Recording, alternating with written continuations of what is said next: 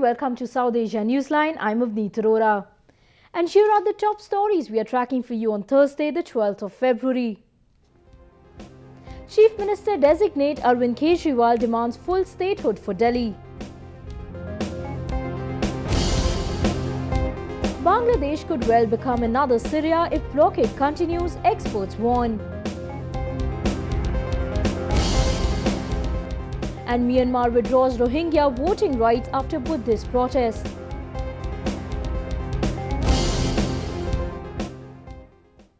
And now for all the details. The Pakistan government has refused to ban any terror group under international pressure. It, however, said all militant outfits proscribed by the United Nations will remain outlawed in the country.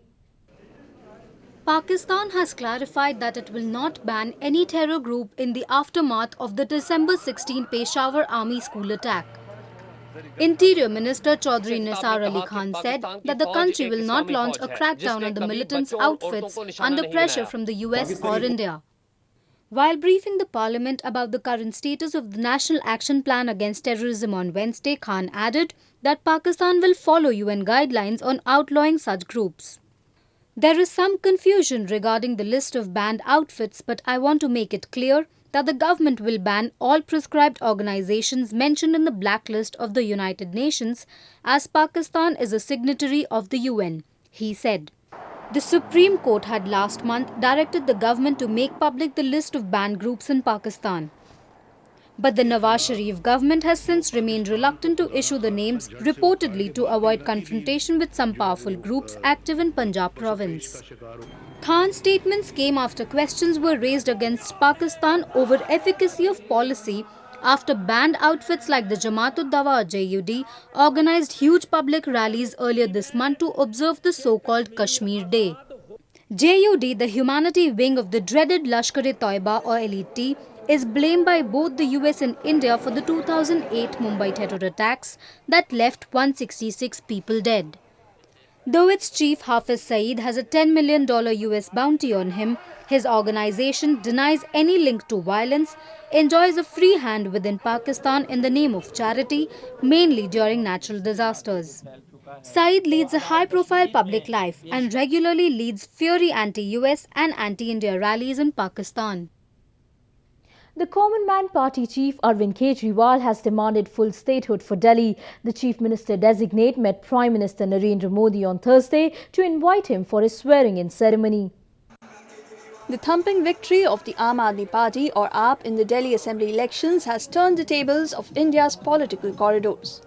And Arvind Kejriwal is doing every bit to stay connected with his vote back. The AAP Supremo met Prime Minister Narendra Modi in the capital on Thursday, inviting him to his swearing-in ceremony on February 14th. Kejriwal, who was accompanied by his party leader and close aide Manish Sisodia, held an informal chat with Modi over tea. In an audio message released on Thursday morning, Kejriwal had also asked the residents of Delhi to attend his oath-taking.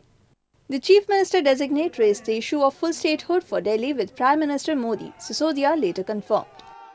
हमने उनसे request किया कि ये दोनों पूर्ण बहुमत वाली सरकारों को मिलकर अब दिल्ली की एक बहुत बड़ा इशू जो पूर्ण राज्य का मुद्दा है वो सॉल्व करना चाहिए और दिल्ली के लोगों को एक पूर्ण राज्य का दर्जा देकर उनको पूरी सुविधाएं मिल सकें, ऐसी व्यवस्था हमको मिलकर बनानी चाहिए।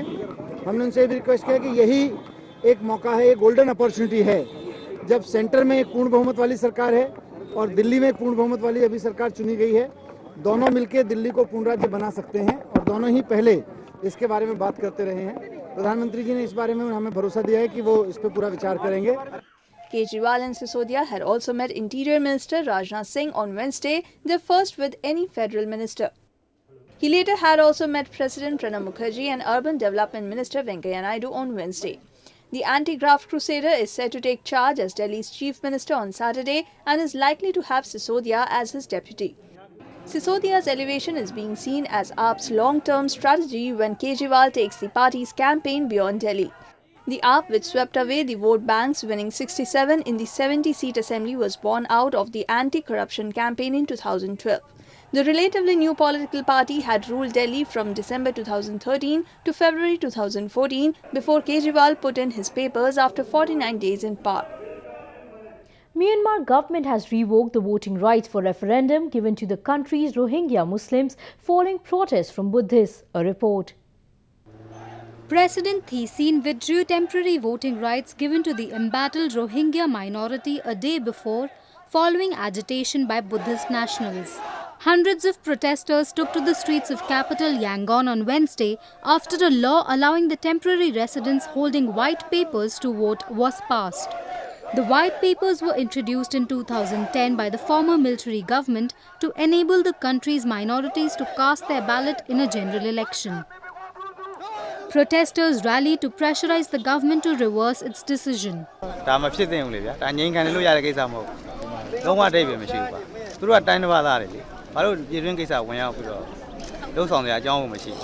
Myanmar has been facing communal tensions between the Rohingya Muslims and majority Buddhists for a long time now. Over 40 people were killed in clashes between the two communities in 2014 alone. The United Nations had also expressed concern over the growing conflicts between the Buddhists and Muslims in Myanmar.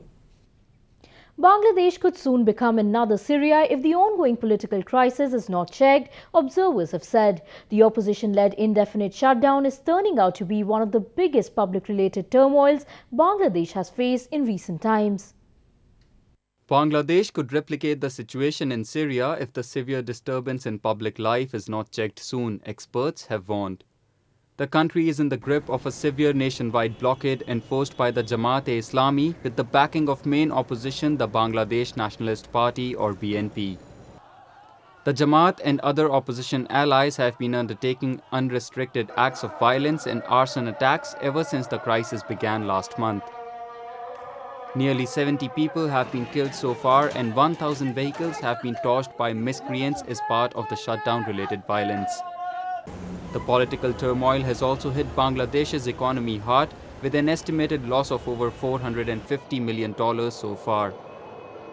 According to the Dhaka Chamber of Commerce, the country's current GDP is suffering immensely, with 16 key income-generating sectors including ready-made garments, transport, communication, agriculture, tourism and shipping facing heavy losses.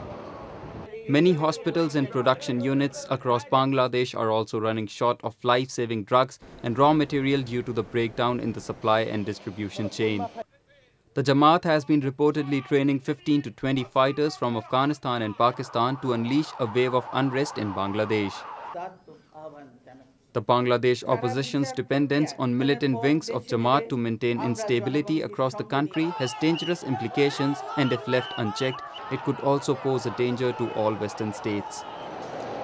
Experts say the existing power vacuum in Bangladesh could allow world militant groups, including the Islamic State, to join hands with the Jamaat to arm and train cadres here to destabilize the region further.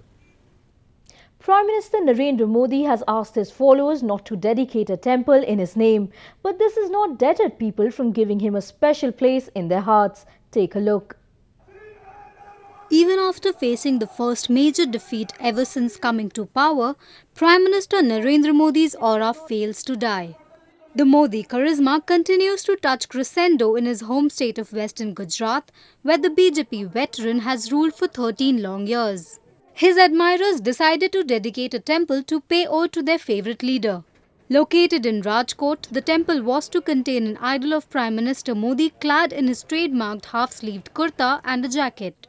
But despite calling the move appalling, Modi had on Thursday urged his voters not to build temples in his name as it was against the country's traditions. Around 300 staunch supporters who had donated funds to build the place of worship have now replaced Modi's idol with that of Mother India. जो मंदिर का उद्घाटन हम करने जा रहे थे वो देश के वड़ा प्रधान नरेंद्र मोदी साहब ने बोला, उसकी नाराज़गी व्यक्त की है। सही है, संस्कृति के विरुद्ध ये कहते हैं, पर अभी तो हम यहाँ मंदिर मौकूफ रखते हैं और साथ ही यहाँ भारत माता की छवि लगाकर हम ये मंदिर बनाएंगे, मंदिर का काम रखेंगे। The exact replica of Prime Minister Modi had cost over $165,000. The temple, which hogged headlines ever since it came in news, already had scores of devotees flocking the place. The construction of the temple began after Prime Minister Modi's extraordinary win in the general elections last year. Modi is not the first politician with a temple dedicated to him. In June last year, a temple in the name of Congress President Sonia Gandhi was constructed in Karimnagar in southern Telangana by party's local unit. India's cricketing squad might be busy warming up ahead of the World Cup. Fans across the country are also doing their bit to indulge in the ever-rising cricket fever. Cricket fever in the Indian subcontinent is soaring by the day, and adding to the excitement was this special exhibition in Southern Tech Hub, Bengaluru. Avid cricket fans thronged the unique exhibition of witty and satirical cartoons related to the game. Around 65 engaging funnies on cricket, including cartoons depicting India's cricketing legend Sachin Tendulkar, Pakistani cricket team and the Board of Control for Cricket in India were put on display. Organizers of the event said they want to catch on the mood of the people ahead of the tournament. The World Cup cricket is going on and fever is there, and we want to catch the mood of the people, and we have arranged his selected cartoons drawn on cricket. The exhibition will go on till Saturday when the big competition begins. The ICC Cricket World Cup 2015 is being co-hosted by Australia and New Zealand. Defending champion India is set to play its opening match on Sunday against neighbouring Pakistan. And while Bollywood continues with its biopics and dedications for various icons, here is a self-styled spiritual leader who has a film based on him. Let's take a look.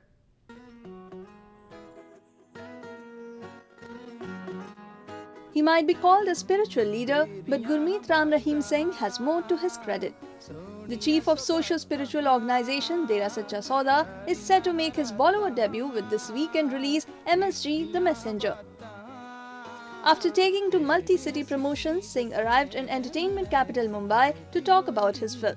Singh, who has even written, directed and composed music for the film, said MSG will inspire youth. ये movie पूरी दुनिया में जन जन तक जाएगी। जो हमने एक सोचा था कि ये एक मैसेज है जो समाज का भला करने के लिए, यूथ को चेंज करने के लिए है, और हमें ये लगता है कि ये जन जन तक जरूर जाएगी। MSG is an action drama that deals with the issues of youth, drug abuse and alcoholism.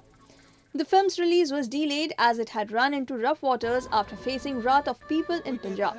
It hit controversy when an entire censor board resigned after an appeals tribunal reversed the panel's decision to keep the film out of theatres for being too promotional. MSG, which also stars Gaurav Gera, Flora Saini and Jayashree Soni, opens in Hindi, English, Tamil, Telugu and Malayalam.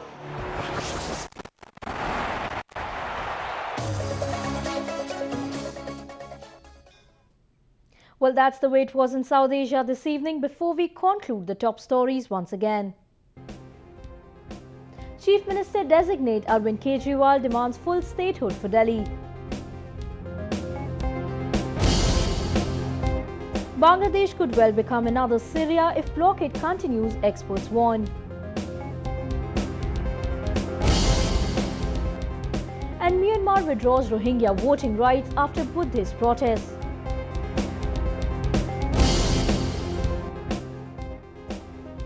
Now our viewers can watch the show on SouthAsiaNewsline.com. You can also visit us on Facebook.com/SAsiaNewsline and follow us on Twitter @SAsiaNewsline. That's all in tonight's edition. We'll see you same time tomorrow. Good night.